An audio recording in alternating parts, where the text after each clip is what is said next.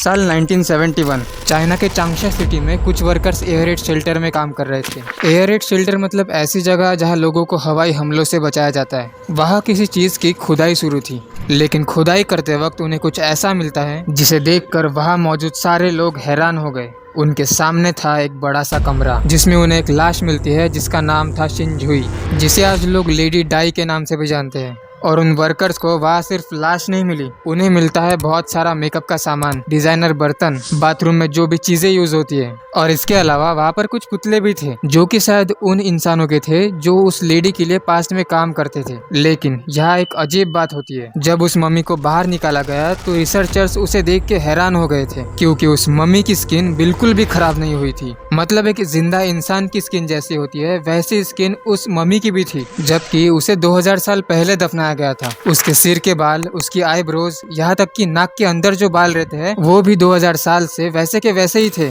लेकिन जब उस मम्मी को निकाला गया तो उसकी बॉडी ऑक्सीजन के संपर्क में आने से सड़ने लगी। इसलिए आज जो हम तस्वीरें शिनजुई के बॉडी की देखते हैं वो एयर रेड शेल्टर में मिले बॉडी से बिल्कुल अलग है। साइंटिस्ट को एक और बात पता चली, जब वो उस मम्मी को चेक कर रहे थे तो उन्हें पता चला कि उसके सारे ऑर्गन्स वैसे के वैसे हैं। और इतना ही नहीं, उसके नसों में अभी भी खून मौजूद था। उसकी बॉडी में तरबूज के कुछ अनडाइजेस्टेड बीज भी मिले थे। तरबूज के बीजों को पचने के लिए लगभग 1 घंटा लगता है। मतलब हम ये कह सकते हैं कि शिनजुई ने मरने से बस कुछ मिनट पहले ही तरबूज खाया था। अब ये सवाल आता है कि इतने 2000 साल बाद भी शिनजुई की लाश सड़ी क्यों नहीं?